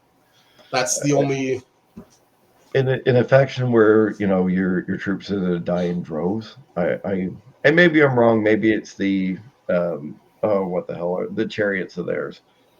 Maybe it's to help them out. Maybe it's to help out something else. But that one extra rally, I really don't think is going to help you in any way, shape, or form. Maybe I'm wrong, but you're only ever going to do it if you have literally nothing else to spend your command points on. Yeah, and there are a bunch that you can spend with just one. So I don't see. Yeah, claw shot. I'm going to be told I'm wrong at some point in time. Guess what? I've been wrong all the time, but really I'm right. So putting Scud up to 2022 would be fucking amazing. He gives it out, he doesn't get to get it. But then he has to be in near your lines, right, and not off doing Scud things. Yeah, but I mean, you want to take, like, I don't know, I always play him with something like Night Terror or something like that. Right. You want at least one buddy, which is at least rally 2, but I'm sure you can get a 3rd rally in there somehow. Yeah, but Scud is fair and balanced. Anyway, over to Salamanders. We're going to go with Hellfire. Cost 4 in the range phase. Fireball 8. Love it. If you cast the Fireball, have at it. So does anybody have anything extra to say about the whole Fireball thing? Do you want to do this? Do you want to do this rant now, or do you want to finish the command abilities, and then we'll come back to some of the oversights that we've seen? Why don't we hit this one while we're now? Yeah. Hit it now. Come on. I know you want to do it. Okay, so first question, or you didn't really touch on this with Riftforged, but when you have a unit with a spell and you use the command ability to give it a spell, what do you think happens? Does it stack or does it add 2 separate? This one has already been answered. You have 2 separate instances. So for all further examples, I will be using the Mage Priest, I believe it is, right? I think that's the Salamander unit. Sure. Yeah. So if you have a naked Mage Priest, you give him Fireball 8 from the command ability, he has Fireball 8. Everyone's happy. If you buy his native Fireball 10 and then give him Fireball 8, well, then he has Fireball 10 and Fireball 8. Mm-hmm. Okay. Now here's the next thing. He has the ability to reroll misses based on the amount of units around him on his spells. Mm-hmm. Does that affect the command ability spells? Because it doesn't affect spells granted by like Diadem of Dragonkind, because that's written in there. I have no idea whether command ability spells work the way as command abilities are not magic items. No, so realistically, it should work. Rules as written currently, they should work. So then my next question: if I have Fireball 10 and I give Fireball 8 to him, if I have an Amulet of the Fireheart, are these 2 separate spells? Mm-hmm. Can I roll my Fireball 10, spend the Amulet, roll my Fireball 8, and have my Fireball 18? Rules as written, I think, yes. I'm assuming that'll get part of the FAQ. Yep. And then the last one, which also came up, was if I give him the Diadem of Dragonkind, which gives him Fireball 8 or adds Fireball 6 if I already have Fireball. And then both. Then then mid-game, so he has no naked spell. He'll just have Fireball 8 from Diadem. If I pay to give him Fireball 8, does the Diadem now go, oh, you have the innate spell Fireball, so I'm going to add 6 over there, or do you still now have 2 instances of Fireball 8? I think because it's Fireball plus 6 or Fireball plus 8. It's 8 and then plus 6. So I think it would be Fireball 14 in that case. But again, I think there needs to be an FAQ for that one. Well, this is the thing. Like, I asked John this question. He said for that one, he's like, it probably won't stack because it won't see it because timing, right? Like this is basically coming down to timing. And then my last one. So if I have Fireball 10 on him, right? I buy the spell. Then you come up with your unit and you Torque of Dissonance my Fireball 10. Can I then give him Fireball 8 from the command ability so he can still do it? Or is it still Fireball still considered Fireball? So I can't cast any Fireballs. It's a separate spell. So at least, again, the way I understand the rules currently. I know I'm making smoke out of nothing, and these are little stupid quarter case rules. Yeah, it's only Fireball, right? It's not like Well, he can do it. We can run into some of this in Rift Forge. Like basically, the 4 factions that get spells can all run into instances of these. Like the other one, Undead, they get to give out Drain Life 5. Well, Morgoth has Drain Life 7, so you give him Drain Life 5. He can cast 2 spells. And then he can cast 2 spells per turn. So, all right, I think the Undead players are already talking about that. And it's just, like, I wish some of these things would have just been addressed, because, like, I mean, I've been sitting on this since the book came out within, like, 2 hours. And these are pretty obvious things, right? Yeah, like, it didn't take that long to see, okay, well, this is going to be weird, this is going to be weird, this is going to be weird, this is going to be weird. So, I don't know. It just... Well... I wish some of this would have been addressed, and some of it could have been done with some very easy lines up near the top, right? And I wouldn't be asking these questions. Again, I think this is why somebody who actually plays the game needs to proofread it, not just a designated proofreader. I think that's what a lot of this does actually come down to. Because somebody who had played the game would turn around and go, "Oh fuck, that doesn't work." Like, at least I would hope that would go in that way. But yeah, I mean, a lot of this stuff, these are all just things that we're bringing up that I'm sure a lot of other people that are bringing up that are going to impact somebody's gameplay. And this is why I keep going back to, it's going to make somebody feel terrible because they're going to get an additional ability or something that is either going to work or not work the way they think it is. And it's going to change the entire outcome of one game. And that game steamrolls into every other game that you play. Yeah. At the end of the day, the thing you want to avoid most in like game design, I think at least, is gotcha moments. The more gotcha moments your game has, the less fun it is for new players, everything like that. And I know Kings at the start, it does have gotcha moments, but those are more based around the core rules and how positioning works. And once you figure that out, it's fine. It's not like everyone going into War Machine, you don't have 72 different feats across 5 factions, where if you don't know every single special once per game ability, you're just going to lose a game because you didn't plan for it. Command abilities are not there. I'm not saying you're going to lose a game off of it. Yeah. But like the Northern Alliance one never clicked on me on the Ice Blade, so I moved all my units up first turn, and because I didn't run or because I couldn't run because of terrain, I effectively lost any ability to charge on turn 2, and the game landslid from there. And next time I'm not going to get got by that, but it is a gotcha moment, right? And that stuff like that. It's you want to kind of eliminate a lot of those situations. So I don't know. All right, we are getting a little long on time here, so I'm gonna cut you guys off a little bit. But you asked for this. You want the salt. I've been saving this. Well, trust me, we've been sprinkling out all the way across. I've been nothing but generous. All right. Let's finish on with why do you think I finished with my favorite factions? And I think this was the perfect place to put this because the salamanders, the orcs, the lightning bolts, all the rest of these things, they're going to run into each other. And this should have been addressed. Like, there's no reason why this should not have been addressed. All right. Smoke to the fires. They gain the infernal special rule to the end of the turn. Cost 2. Nobody gives a shit. It's gonna. No, I think this is really good. I think this is good for them. It's aura life leech, basically. Yep. Effectively, it's what it is. Which, again, makes their infantry slightly better, which is perfectly fine. It's a thing that they should be looking to do.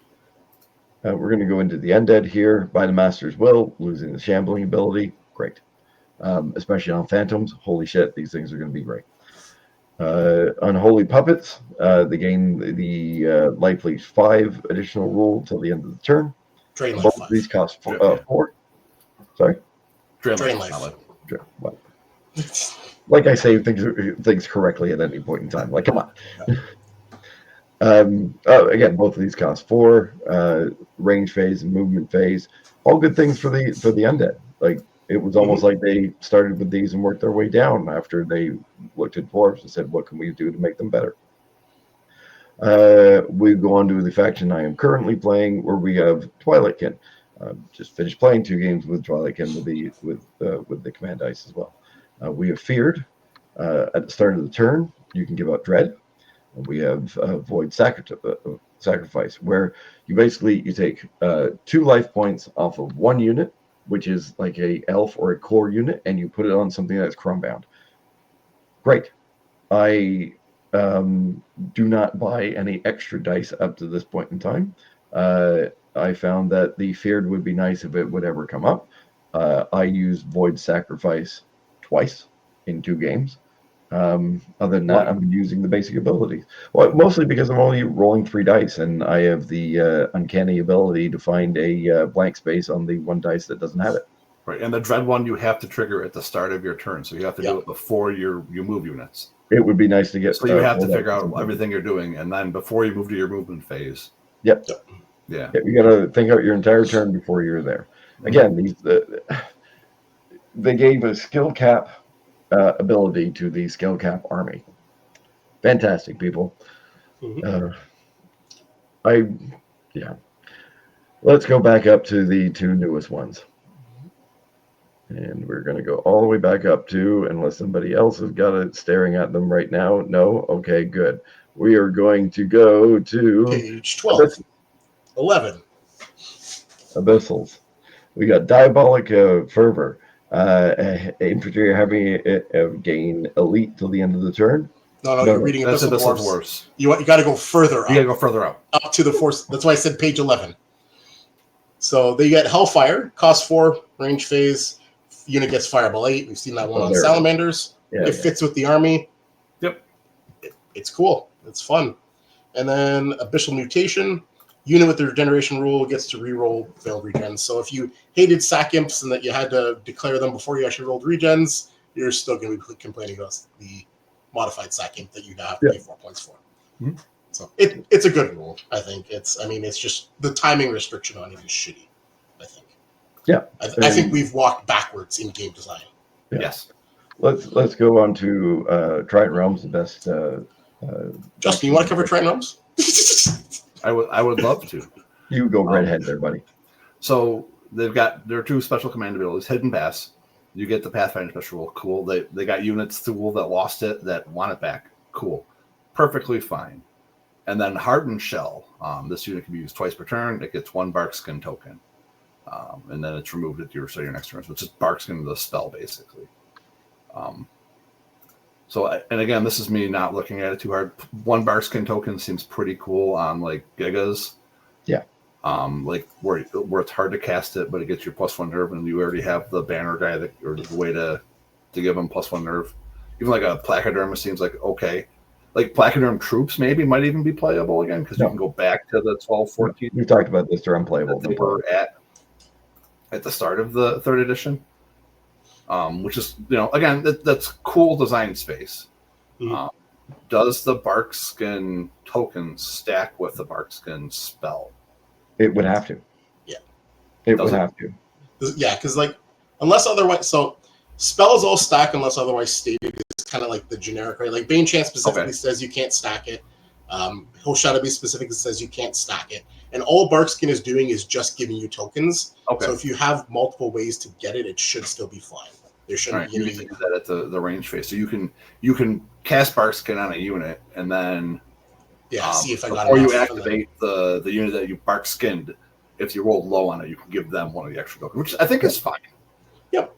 I think they're good. Yep. I don't think so we lost the reroll on Barkskin with the Conjurer's Staff because it's now a unique spell, but you can also reroll the Barkskin with accuracy from the command points. So it's not actually terrible. I think it kind of worked out all right there. No, and look, for playing this, I've played this faction since I played this game. Having Barkskin on Gigas will be nice. It's not going to change the game as some people might think, but it will be nice. The biggest problem I have with this whole thing is the fact that we released this as a brand new release and then we made changes 6 months later. All this shit could have been done, and even worse, all that should have been done. All it should have been done. They still haven't done it correctly, but that's just my opinion. But also, why would you bring out the king on the chariot and not bring out a goddamn model for it. Yep. Everybody's going to want to play this stupid thing.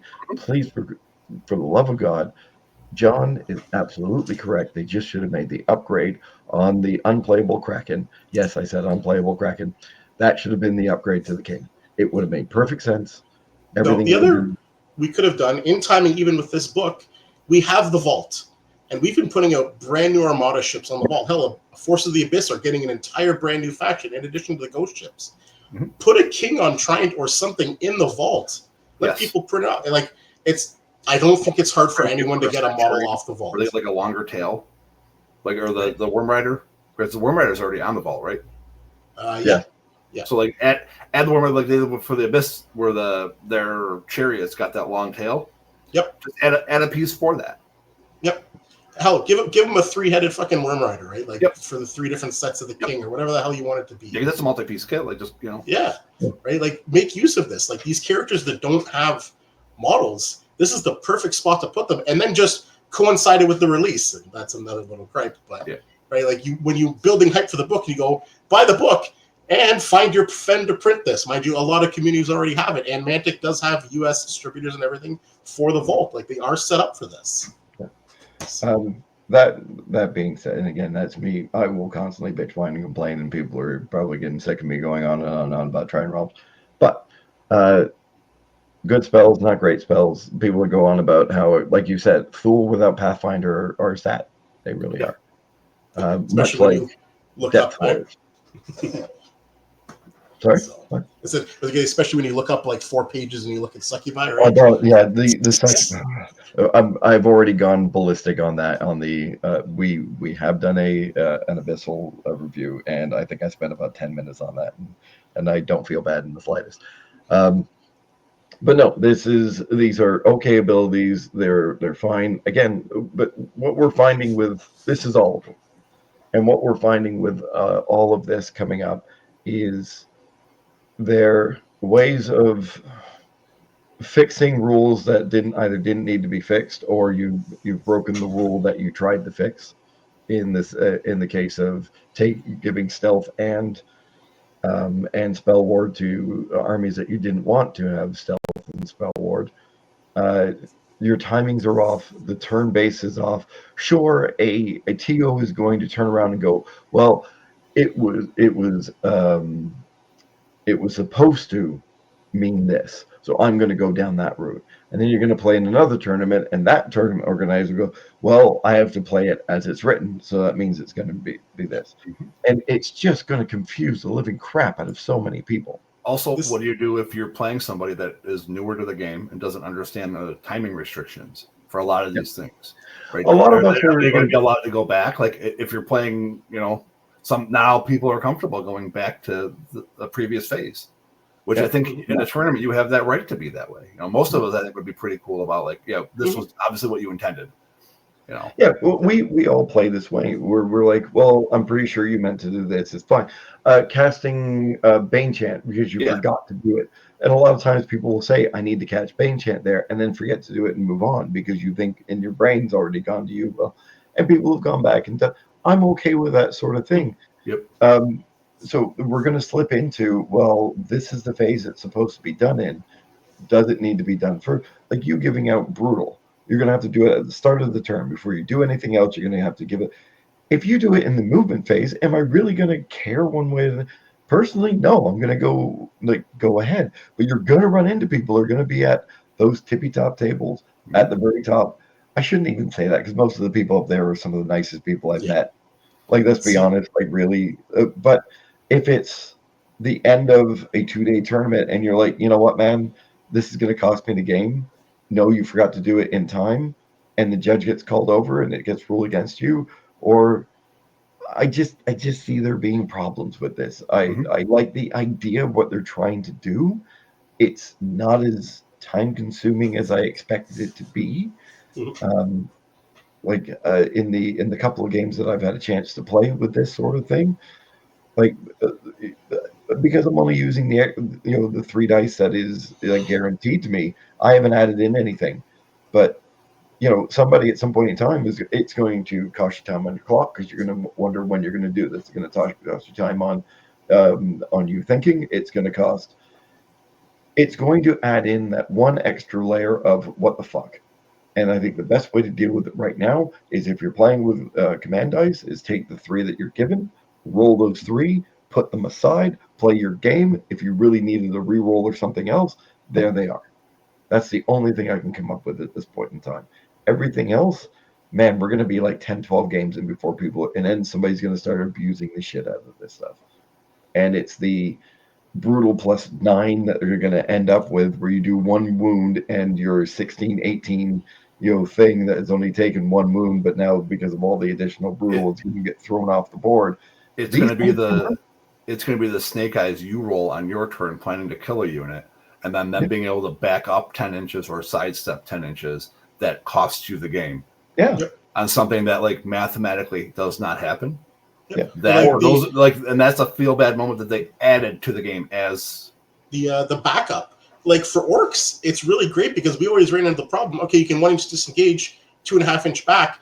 That doesn't clear 4 inches for another orc horde to come in. Mm-hmm. All of a sudden, I can be 6 inches back, and a new orc horde can fit in, and that does change things. Yep. It really does. It will lose somebody a game, where somebody's going to roll just enough points. They're going to have a unit out of position. You're going to be winning 3-2, or it's going to be tied 2-2. You're going to win on attrition, and somebody's going to go, oh, I happen to have these points left. And they're going to back up onto something else, not because they positioned everything correctly, not because they outplayed you, but because they rolled enough numbers on a set of dice, and that's going to lose you a game. This is so one of my biggest gripes with Kings, and it was very small. This is the point I know we're kind of running long. My rule I hate the most in the game of Kings of War is Unholy Fire, whatever it is, on the undead catapults. Yes. Where you have D3 re-rolls to wound.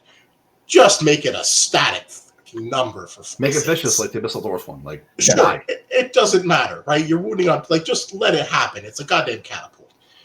What we're introduced these dice, and there's no variance mitigation. In Firefight, at least for hero options, you get the rerolls, so you have some, but that's why they only gave you the 3 black. This one, it's like, okay, here's one of each. And I don't know. I almost wish for command points, I wish we would have just been buying straight points. So I could have guaranteed every turn.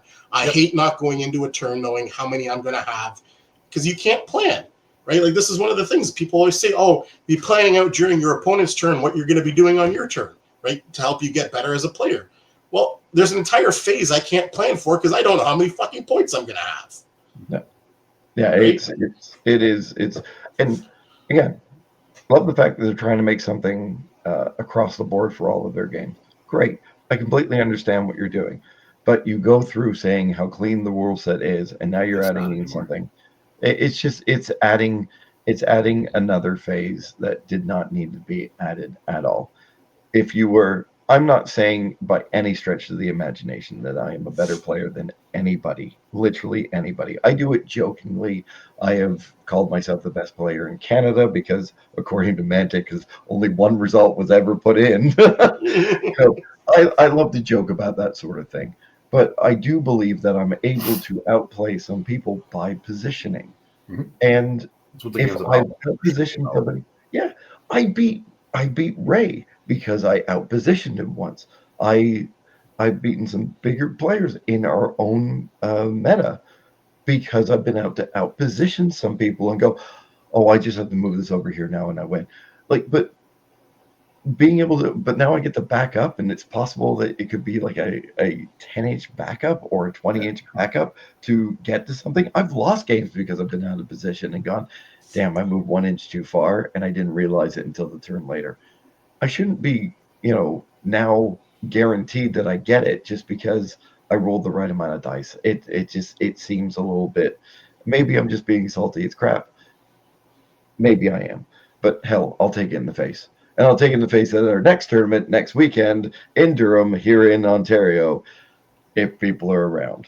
So Robert Sharing is running it. If you guys want to come out and tell me what a dickhead I am and how I'm wrong and how I'm ruining the game, please do, because I will be there. Then there's also Christmas Carnage on the 14th, right? If I'm not mistaken. Christmas Carnage on the 14th. Are they using command dice? I do not know yet. You don't know? Okay. We do know that command dice are being used at Nerdhammer. Yep. And Dead of Winter, February 1st and 2nd. And Dead of Winter, it will be. If you're hearing about tickets now, it's probably sold out, but go get your name on the waiting list. Still one of the best events in the time of February now. So yeah, which is too bad that it's also going to be the weekend just before my wife's birthday, and thank God it's 2 days. I'll be home 2 days before it's her birthday, so obviously just take her to lovely Albany, New York.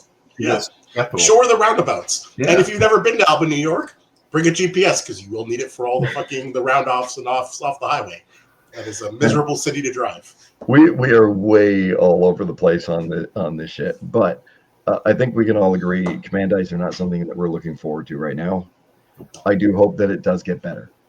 And I do hope it's been shoehorned in because Alessio Cavatore is coming to save the game, and all hail Alessio.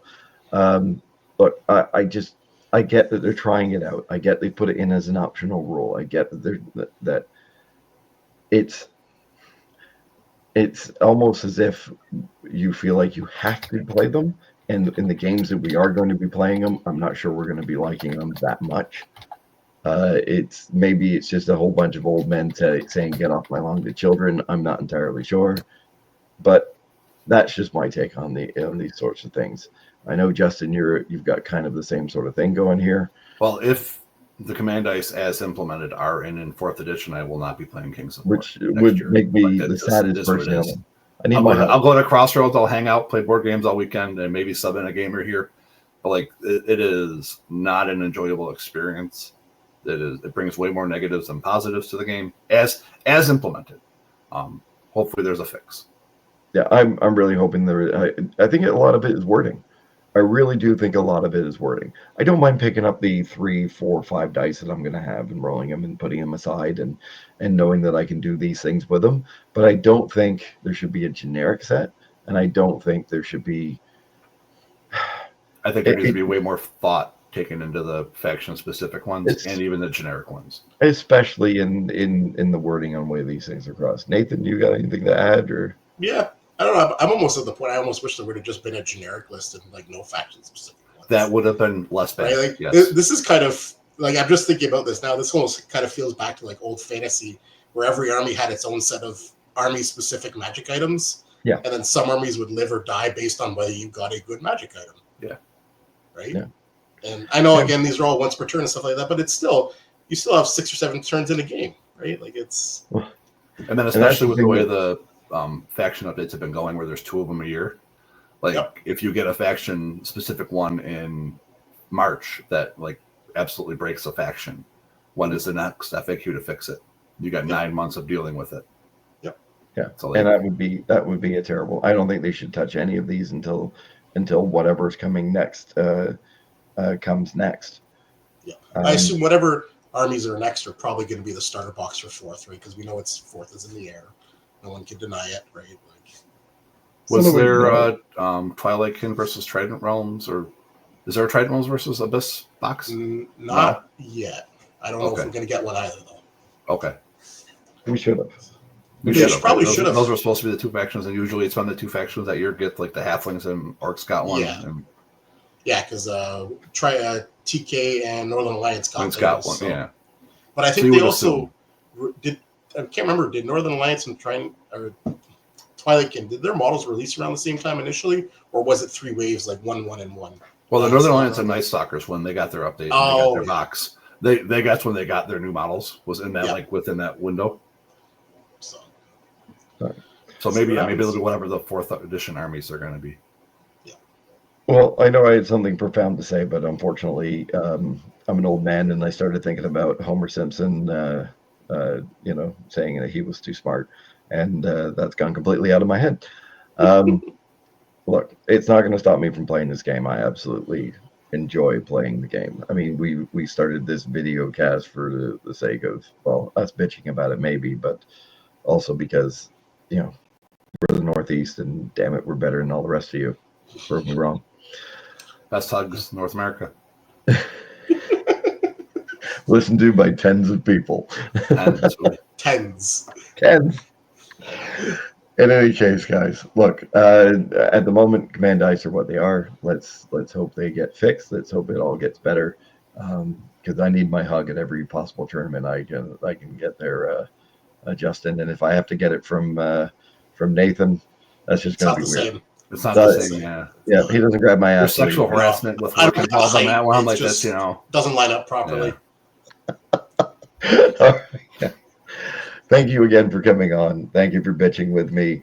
Thank you for putting up with us. If you listen to this to the end of it, what the hell is wrong with you? Send us the bill for your psychoanalysis, and we won't pay it. But until next time, see you later.